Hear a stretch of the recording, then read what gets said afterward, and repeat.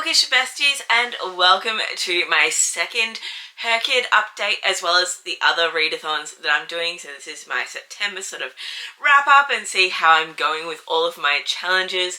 And I'm in two minds. I partially feel behind, but also I had a pretty good reading month, so I did manage to do quite a bit, and there's quite a few HRCYED prompts that are getting closer and closer to being finished, and you know, that's progress. So let's get into it and see how we did. Okay, this is where the bingo board was sitting at before September, so this is where everything is up to. I only had the one prompt completely done, which is the TBR game prompt. Alright, let's move into what I read in September. First up, I read Harry Potter and the Chamber of Secrets by J.K. Rowling.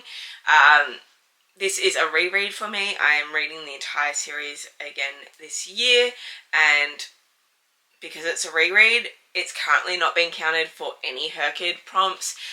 I'm hoping by the end of it I might have enough to use a reread to get prompts, but at the moment it's just sitting in my tracker with no prompts assigned to it. But I really enjoyed it. I love this world, and it was nice getting back into it, as well as seeing all the things that Harry and Ron get up to in this book. So it was nice. Up next, I read The Reckoning by Caroline Peckman and Susan Valenti. Absolutely love this book. I am loving this series. I cannot wait to keep reading them. And this book just keeps going further into the twins' life and how everything is happening at the Zodiac Academy and what they've got to get through to be able to get their inheritance, really. And we did get to see a little bit more of their powers coming about this book, and I am so intrigued to see how everything pans out. But I absolutely loved it. It is the second book in the Zodiac Academy series, so I don't want to say too much about it, but 5-star read. So I used this book for the Even Bigger Rainbow challenge. I used it for the silver and gold covering. The new releases of these books are all like this metallic sort of bottom bit that I absolutely love, and I really do want to get my hands on them because I don't think I will ever be able to get the editions that Caroline Peckman and Susan Valenti are releasing at the moment, and that frustrates me because it's only available in like the States and the UK, and that it's just so tragic. But if I can get the ones with the foil, I'd still be happy. I want this series in my life, and so I'm just slowly waiting for it to become available. The other prompt that I used this for was Spooky Creatures. So these books have a whole lot of different characters, but I used it for the Siren because obviously Max is a Siren shifter, so it fits perfectly. Up next, I read Serpent and Dove by Shelby Mahurin. This book I have had for such a long time. It came in 2 boxes. This is the Fairy Loot edition, and I also got the Owl Crate edition as well. I didn't mind this book, although it is so chunky. Like, it didn't need to be this chunky for a YA book. It is a witch and a witch hunter trope. It was fine. So I rated this 3 stars because honestly, I can't ever really remember what happened in this book.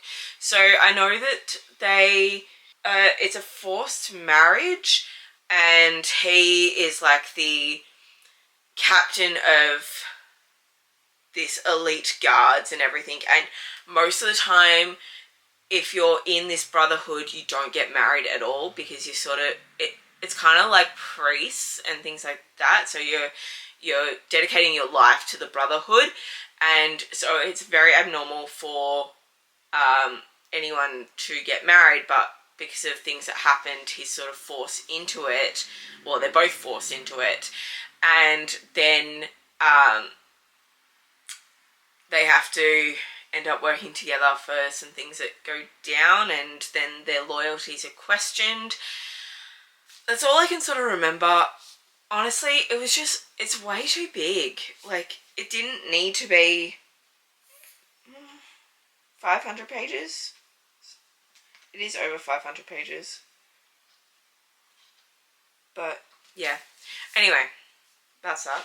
So I used this for my challenge myself prompt because I want to read some of my backlist, and this has definitely been on my backlist for a very long time. And then I also used it for the BIPOC author challenge because Shelby Maharin is an Indian author, so that's what I used it for. Next up, I read A Study in Drowning by Ava Reid. I really enjoyed the writing in this. It did take me a little bit to get into the sort of story of it, so like, and just to work out what was happening.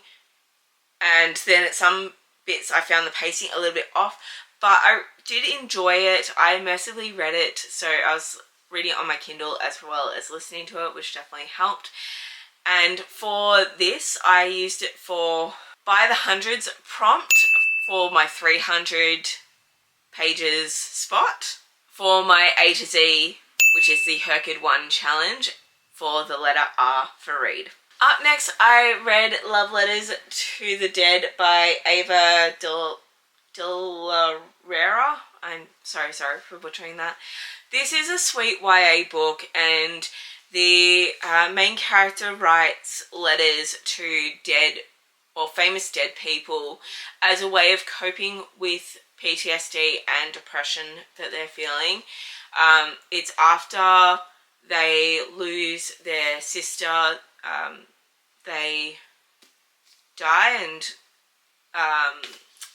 crap, what was the main character's name? Laurel witnesses the death, so it's very tragic and everything, and as a way of dealing with it, they talk out what's happening in their life to these dead dead celebrities, and I actually really enjoyed it. It was hard to read in places of things that were happening, and yeah, it definitely hits hard, but I found it enjoyable. It was a nice, easy read. I'm pretty sure I read it in one day, but yes. I reckon if you have a younger person that is going through some stuff or has been through some stuff, you'd have to check if it's not too triggering for them, but I like the idea of writing letters to dead people to, you know, get through your emotions. So I used this for the readathon prompt because it was a part of my Godseer challenge for the magical readathon. It was my Q letter, it was my Q qualification for law. And then I also used this for my challenge myself, which is my backlist books, because again, been on my shelves for a very, very long time. The next book I'm going to talk about is Grace and Fury by Tracy Banghart. This book reminds me of like the Selection meets an Ember in the Ashes, kind of, or even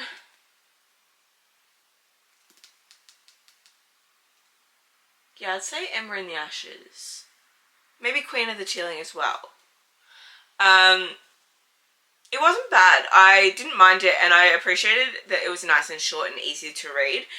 So it's following the lives of two sisters, and one of them has been preparing her entire life to go into this sort of game and contestant to be matched up with the heir, which is where the selection sort of plays out.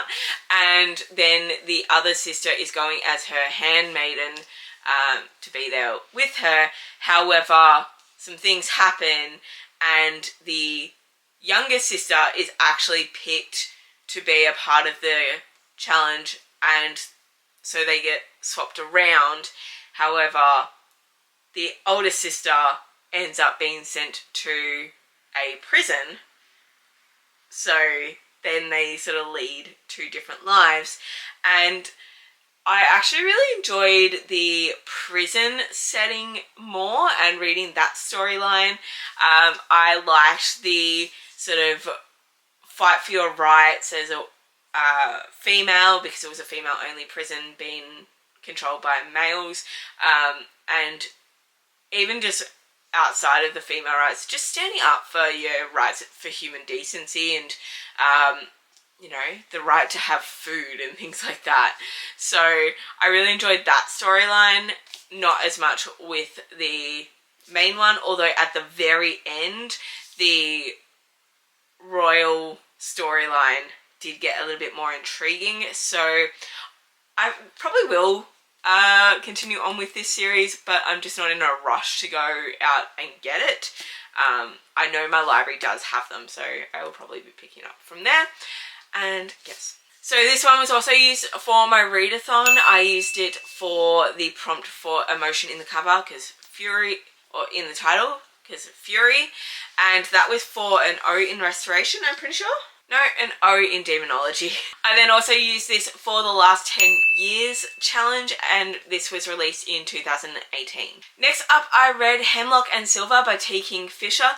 I actually enjoyed this book, which I am so grateful for. I was giving T. King Fisher another opportunity, and I enjoyed this storyline a lot more than Nettle and Bone. I was just able to get into it, and I think that had to do more with the retelling aspect, because I sort of understood the storyline with it being a Snow White retelling. And yeah, I love T. King Fisher's writing. That has been a common theme between the two books that I've read, so definitely continuing on and reading more from her, and loved it. So I used this for my new release challenge because it was released in August, so I was within the 60 days of release. And then I also used it for the animals challenge, and it has a very prominent cat, so a house pet. The next book is Miss Peregrine's Home for Peculiar Children by Ransom Riggs. I have had this book sitting on my shelves for such a long time. I have the entire series and I've just never gotten to it. I even put off watching the movie because I wanted to read this first. So I finally did it. I finally knuckled down and got it done, and I'm so proud of myself for that. I didn't mind this. It's definitely a YA book, so I think it's a little bit past, like, I'm a little bit too old for it now, but it was still a sweet book, and I enjoyed it, and it was just an easy read. Again, read it in one day. So I used this book for the readathon. It was to get my D level in law, and for that you had to read a book with multiple M's on the cover. This is also for my Challenge Myself backlist books, because obviously it's been out for ages. Okay, I did quickly run out to the car and grab the next book because my copy finally arrived, and that is Baby Dragon Bakery by A.T. Qureshi. I loved the first book and I really enjoyed this one as well. I didn't like it as much as the first book, but I think that's more because there wasn't as much baby dragons in it. I miss the baby dragons. There was a dragon in it, there wasn't as much sort of connection and revolving around the dragons. So I'm hoping more books in the series go back to incorporating the dragons in the storyline a little bit more, rather than it just being like a contemporary romance with a hint of a fantasy setting. That's what this felt like, whereas the first book felt like a contemporary romance with fantasy elements. Like it was a part of the contemporary romance. This was just the world was fantasy. But still loved it, binged it, so easy to read. Yeah, loved it. So I read this for my BIPOC challenge. A.T. Qureshi is a Pakistani author, so that's what I used that for, as well as the A to Z challenge for Q. The next book I read was A Darker Shade of Magic by B. Schwab. This is a reread for me, so obviously it didn't count for anything, but I just wanted to let you know that I read it. I loved it again, and yeah, I can't wait to be diving back into this world because I want to read the newer books that tie into this world, so I'm rereading these. The next book I read was A Winter's Promise by Christelle Dabos. I actually really enjoyed this. I was surprised how much I enjoyed reading this book and how easy it was. It is quite a thick book, but I flew through it and I really enjoyed it. I highly recommend this for an easy fantasy. It is a YA fantasy, but it's a nice wintry setting, so if you want to read something over winter, yeah, I enjoyed it. It was really good. I read this for my readathon challenge because you had to get a random country and then pick a book for that, and I landed on France. This got me a Q in restoration. I then also use this for my translated works because it is translated from French. Next, I read Capturing the Devil by Kerry Maniscalco, and this completes this series. This is the first series I have finished in 2026. We're not in 2026. This is the first book I've finished in 2025. But we are in September, and this is, yeah, it's sad that this is the first one that I've finished. But it's a bittersweet ending. Like, I love Thomas and Audrey Rose. I think they're such a sweet couple together. I'm sad to say goodbye to them. It's a part of what I was putting off reading this book because I didn't want to say goodbye to them. But I really enjoyed this one. Absolutely loved the storyline. I loved how it tied in parts of the 3 books before it. So yes, definitely enjoyed this one. And I read this for the challenge myself because it is a backlist book, as well as the Even Bigger Rainbow, and I put it down as yellow for all the outside cover. And then the last book I finished in September was Dark Fae by Caroline Peckman and Susan Valenti. This is the first book in the Ruthless Boys series, so it's a part of the spin-off, but because I'm reading in the emotionally damaging order, it's recommended to read this one after The Reckoning and go through this entire series and then go back to the Zodiac Academy, so that's what I'm doing. I enjoyed meeting some new characters. We still had the hot boy romance vibes, the wire tubes vibes, and yeah, I'm just living life reading these books, absolutely loving them. I love the way that the different characters present themselves.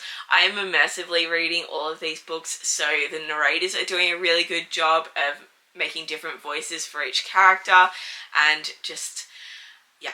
I am also enjoying seeing a different school, but also seeing different characters from the Zodiac Academy being younger and getting to see sort of their backstory because it is set before the Zodiac Academy series. So I use this for my readathon because the challenge was to have a book with a prime number of letters in the title, and Dark Fae has 7, which is a prime number, and that got me an O in inscription. I also use this for my spooky creatures for the other category because it has a basilisk shifter, which I think is cool. Okay, so they're all the books that we read, so let's have a look at the bingo board. So by the 100s, I started off with 3 books completed. I have now completed 4. My 24-hour readathon challenge, I still haven't done yet, so that's still 0. Subgenre of choice hasn't changed, it's still got 1. Series Staircase, haven't changed that one either, still got 2 out of the 10. Award season, haven't started that one yet. My TBR game one, well, at least that remains completed. The last 10 or 12 years prompt has gone from 1 to 2. Now, all the adaptions, I need your input because I forgot to cover these when I was talking about the things. So, I did do some work on this. However, I didn't use the books as the prompts. So, as you can see, I've got some things in there. For this, I watched the Matilda musical, which ticked off the musical aspect. I also watched the Series of Unfortunate Events series, which I absolutely loved, and I love those books. They're what, really got me into reading, so I loved watching that entire series. I'd only previously seen episode 1, so I went through and watched all seasons of it. And then I also watched the Lizzie Bennet Diaries, which is a web series from way back in the day, and it follows the life of Lizzie Bennet, which is a Pride and Prejudice adaptation. The one I need your help on is whether or not I'm stretching this out too far. So I've already used Miss Peregrine's Home for Peculiar Children for 2 prompts. However, I also watched the movie. So can I count the movie as doing the adaptations on itself? Because you could either read the source material or watch or do the adaptation. So I'm hoping that this counts, but let me know what your thoughts are down below, because that will also affect, there was another one. Oh yes, I also am planning on reading Matilda in October. So if we think that I shouldn't be using it for the 2 prompts as well as the adaptation for this one, I need to know, because I'll need to fix things. But anyway, so I've gone from 0 adaptations to 4 if we're counting them. Disability Rep has stayed at 2. Heritage Month has stayed at 1. I do need to find a Hispanic author for October and fit that in. I do have a book picked. I just need to find when I'm going to read it. Translation Challenge has moved to 1. Around the World is still on 0. I feel like North America would be an easy one to knock off, but I just haven't focused on this challenge as yet. The Even Bigger Rainbow went from 3 completed to 5 completed, which is exciting. The Make a Quote is still at 1. I definitely need to prioritize this one. Spooky Creatures went from 2 to 4, so I'm halfway there with this one. Become the Avatar is still at 0. Any Readathon has now shifted to 5. Animals Are Better has gone from 1 to 2. Queer Alphabet is still at 1. Again, I need to prioritize this one and find some books. My favorite HRCYED 1 challenge has gone from 6 to 8. BIPOC Authors has gone from 1 to 3. New Releases has gone from 1 to 2. The one that I'm really happy about is the Challenge Myself, and that's gone from 3 to 7, so I only have 3 more to go. My non-fiction is still at 1, and Q's Rex is still at 0. So all in all, it's not looking too bad. I am getting closer and closer to quite a few of them, and I think that's why I feel a little bit behind, because some people are just focusing on one challenge at a time, so they're like getting them all out, whereas I've spread out across all of them, but I'm getting there. Or at least, you know, if I can get to April and at least have a bingo, I will be happy. Hello, editing stuff here. So I don't know why, but for some reason I completely missed the Strange and Beautiful Sorrows of Ava Lavender from my HRCYED tracker, so I forgot to mention it in that run of books, even though I mention it later on in this video.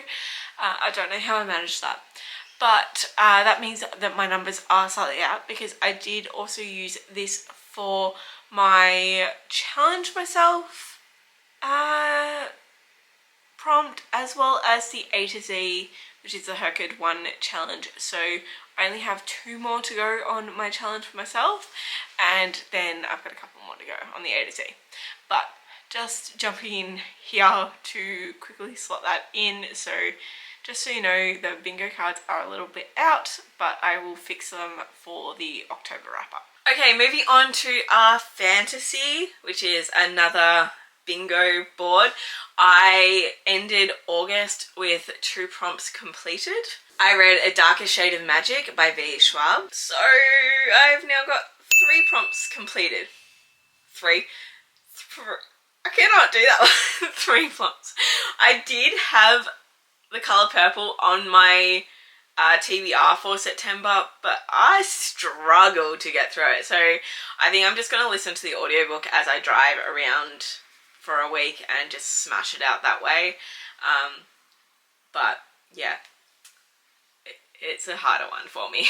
Onto a new challenge that started in September, the Autumn Readathon. So this is running from September to November, and I will leave Emily's links all down below and the announcement video for it. But for this, there's like 36 prompts or something like that. Like, it's an insane amount of prompts, but here we go, we're giving it a try. So first up, for the fantasy prompt, I read Harry Potter and the Chamber of Secrets. For the spell a full type of word in the title, I read The Strange and Beautiful Sorrows of Ava Lavender by Leslie Walton. For the hot beverage or sweet treat on the cover, I read The Baby Dragon Bakery. As you can see, the bakery shop is all on the front cover, so there's lots and lots of sweet treats. For paranormal read, I read Miss Peregrine's Home for Peculiar Children by Ransom Riggs. For chilly or cold setting, I read A Winter's Promise by Christelle Dabos. For finishing a series, I read Capturing the Devil by Kerry Maniscalco. And for a feed scroll, I read Dark Fae by Caroline Peckman and Susan Valenti. So I have read quite a few on this. I do have quite a few more planned for October, so we're getting through it.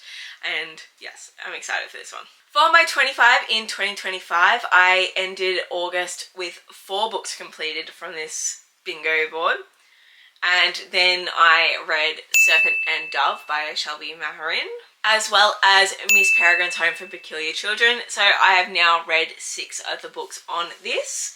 I am getting close to at least a bingo. As you can see, there's multiple directions where I've got at least 2, as well as 1 row that has 3. My goal by the end of the year is to get at least 3 bingos. I don't think I'm going to get a blackout anymore. It's just not realistic given how many months are left, but I would like to have 3 bingos in anyway. But it's also been good motivation just to read from my TBR list and from my massive backlist, so I have been enjoying it. So that is my wrap up of September and how I'm doing with all of my reading challenges. I hope you enjoyed this. Let me know if you're participating in any of these reading challenges as well, and how you did, how many did you knock off each of them. And I will see you all next time. Please give it a like if you like this video, and hit the subscribe button if you would like to.